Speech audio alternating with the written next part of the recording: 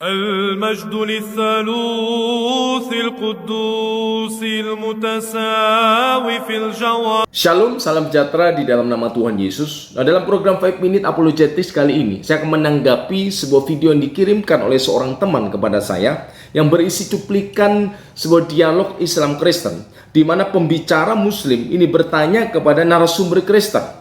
Ia bertanya tentang iman Kristen yang akan saya tanggapi dalam kesempatan ini. Mari kita saksikan videonya. Jadi begini Pak, kalau Bapak bilang mengajarkan dosa waris, padahal yang mengajarkan itu Paulus, sedangkan Yesus tidak pernah mengajarkan dosa waris.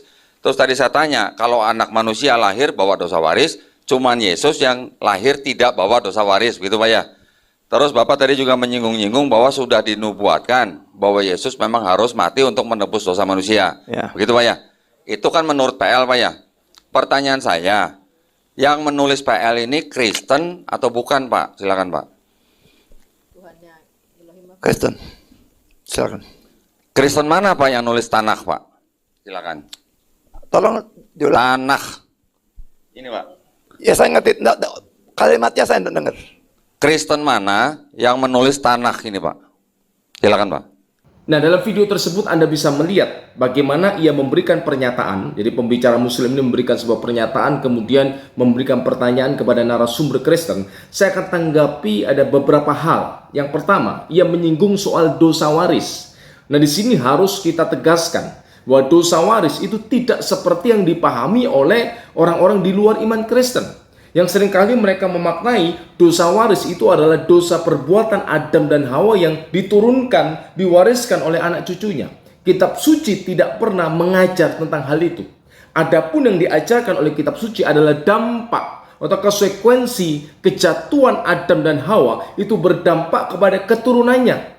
Jadi bukan hanya berdampak kepada Adam dan Hawa, kepada keturunannya itu berdampak, dan dampaknya begitu serius. Saya tidak akan menjelaskan panjang lebar dampak dari kejatuhan Adam dan Hawa ini, tetapi memberikan beberapa poin-poin apa dampak kejatuhan Adam dan Hawa. Yang pertama adalah rusaknya persekutuan antara Allah dan manusia. Dahulu sebelum Adam dan Hawa jatuh ke dalam dosa, hubungan manusia dengan Allah itu begitu dekat, begitu harmonis. Digambarkan mereka berelasi begitu dekat. Tetapi setelah manusia jatuh ke dalam dosa, di situ ada keterpisahan. Rusaknya hubungan antara Allah dengan manusia. Yang kedua, manusia mengalami bukan hanya kematian jasmani, tetapi juga kematian rohani. Bahkan kematian jasmani adalah sebuah tanda awal dari kematian yang lebih mengerikan dari segala mati cara jasmani. Apa itu? Mati rohani, kematian kekal, terpisah dari Allah selama-lamanya.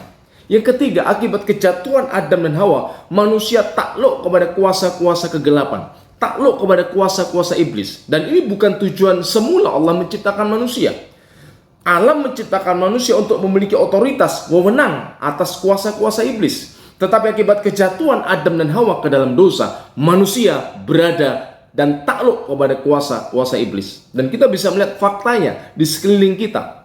Ada ketakutan atas kuasa yang lebih tinggi, kuasa yang jahat, yang mengancam, mengintimidasi, dan manusia tidak berdaya, yang seringkali harus berkompromi dengan kuasa-kuasa semacam itu.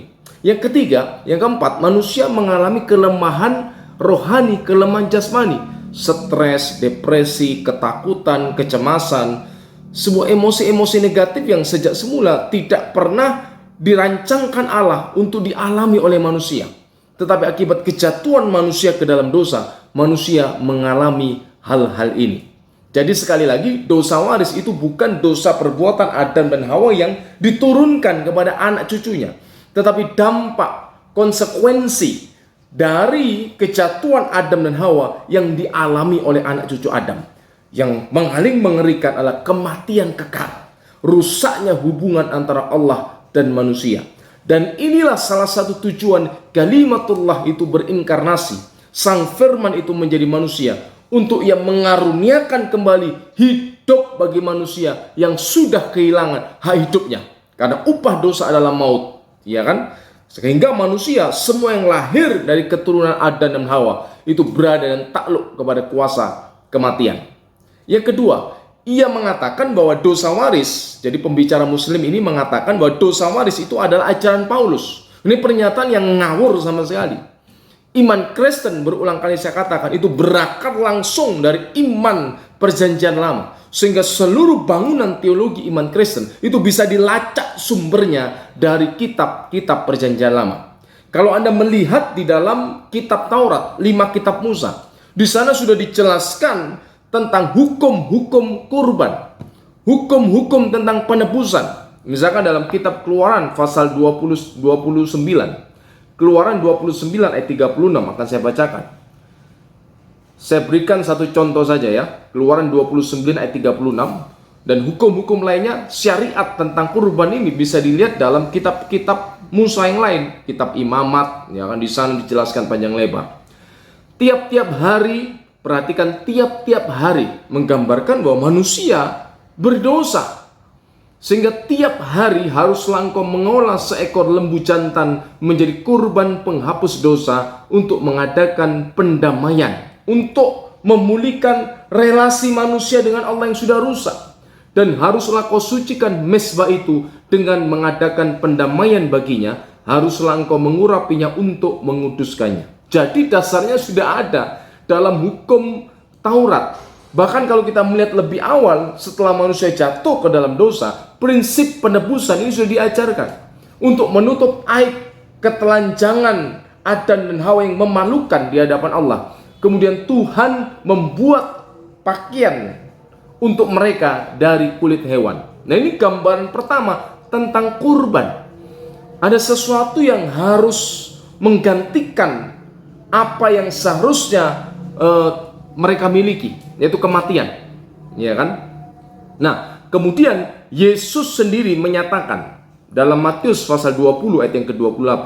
Matius 20 ayat yang ke-28, sama seperti anak manusia datang bukan untuk dilayani, melainkan untuk melayani dan untuk memberikan nyawanya.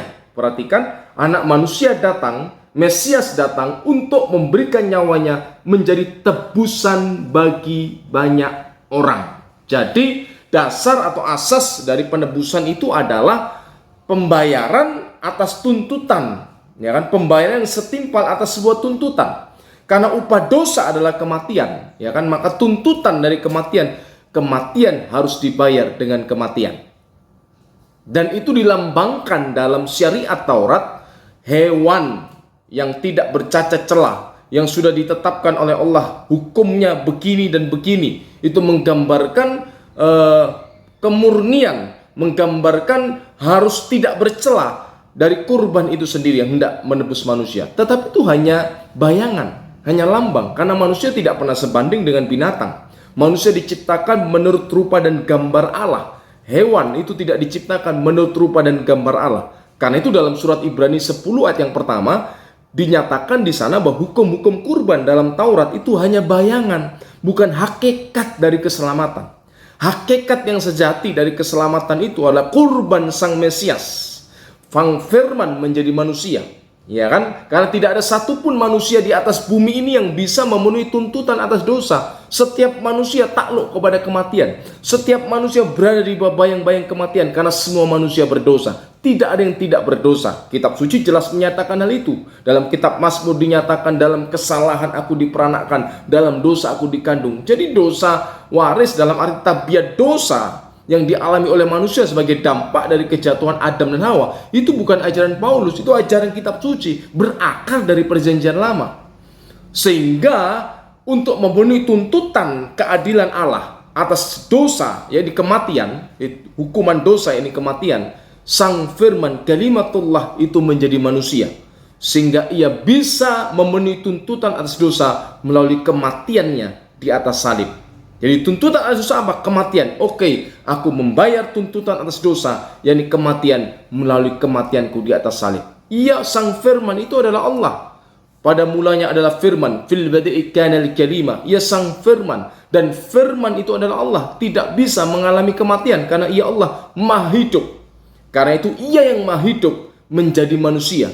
Wal kalimatu soro jasadan, sehingga dengan menjadi manusia, ia mengenakan dan memiliki tubuh kemanusiaan. Ia bisa mengalami kematian untuk memenuhi tuntutan atas dosa, yakni kematian. Nah, ini prinsip penebusan dalam iman Kristen. Dan Yesus sudah mengajarkan itu. Jadi itu sebuah fitnah kalau dikatakan Paulus yang mengajarkan. Kita sudah baca dalam Matius 20 ayat 28, Yesus menyadari betul bahwa kedatangannya untuk memberikan nyawanya menjadi tebusan bagi banyak orang. Dan sebenarnya kafarat ini bukan sesuatu yang asing dalam teologi Islam. Ini ada buku kafarah penghapus dosa. Kafarah penghapus dosa. Jadi di sini dijelaskan ada macam-macam denda yang harus dibayar oleh umat Islam ketika mereka melakukan dosa. Misalkan ketika mereka dosa berzina, dosa minum minuman keras, homoseksual, di sini dikatakan menuduh, mencuri, itu ada dendanya. Apakah ucapan tobat itu tidak cukup? Ya kan? Apakah kita tidak cukup hanya minta ampun? Kenapa harus membayar denda? Jadi sebenarnya ajaran tentang penebusan itu bukan sesuatu yang asing dalam teologi Islam. Tetapi tentu bukan kapasitas saya bicara tentang hal itu. Saya hanya sekedar memberikan gambaran bahwa kalau kita bicara tentang penebusan dosa dalam iman Kristen itu jangan dipandang, dilihat sesuatu yang aneh. Dalam Islam pun mengenal istilah tentang itu, walaupun pengembangannya tentu berbeda mungkin. Nah, disinilah justru menarik kalau kita berbicara tentang kontinuitas. Jadi kontinuitas kekristenan dari iman perjanjian lama itu sangat jelas. Bahwa apa yang diajarkan, disyariatkan dalam kitab-kitab perjanjian lama tentang penebusan dosa itu telah tergenapi dalam diri Yesus Sang Mesias. Seperti dikatakan oleh Yohanes Sang Pembaptis, dialah anak domba Allah yang menghapus dosa isi dunia. Jadi sekali lagi, bukan Paulus yang mengajarkan dosa waris. Idenya, gagasannya bukan dari Paulus, tetapi itu ajaran yang bersumber dari kitab perjanjian lama. Kemudian Yesus menegaskan itu, Paulus melalui pewahyuan Roh Kudus menegaskan dan mengajarkan hal yang sama. Yang ketiga, tentang pertanyaan dari pembicara muslim ini. Ini pertanyaan yang aneh, yang lucu, yang menunjukkan ia tidak tahu tentang kekristenan. Ia bertanya siapa yang menulis PL, siapa yang menulis kitab Tanakh. Jadi Tanakh itu sebutan orang Yahudi terhadap perjanjian lama, singkatan dari Torah, Nevi'im, Ketuvim. Isinya sama. Pembicara ini bertanya siapa orang Kristen mana yang menulis perjanjian lama. Ini menunjukkan ketidaktahuannya. Sebab Kristen itu artinya pengikut Kristus. Sebutan Kristen baru ada setelah Sang Firman itu menjadi manusia. Yesus datang menjadi manusia dan orang-orang yang percaya kepada Yesus itu disebut Kristen. Saat Yesus datang ke dalam dunia menjadi manusia, kitab perjanjian lama itu sudah ada. Jadi sebelum kekristenan itu ada, sebutan Kristen muncul, kitab perjanjian lama sudah ada. Karena itu pertanyaannya pertanyaan yang ngawur, pertanyaan yang aneh. Kristen mana yang menulis perjanjian lama? Ya jelas pertanyaan yang tidak perlu dijawab karena memang pertanyaannya salah. Kalau kita tahu sejarah, kita tidak akan menanyakan hal ini. Jadi PL, kitab Tanakh itu sudah ada sebelum kekristenan lahir. Sebelum Yesus datang ke dalam dunia menjadi manusia, Tanakh itu sudah ada, kitab perjanjian lama. Ini yang harus diketahui. Karena itu marilah kita sama-sama arif, kita belajar dengan baik tentang keyakinan iman kita sebelum kita berbicara tentang iman orang lain agar tidak menjadi fitnah dan menjadi sesuatu yang kemudian merusakkan nilai-nilai persaudaraan di antara kita. Nah, terima kasih. Kiranya apa yang saya sampaikan ini menjadi berkat dan pencerahan bagi kita semua. Amin.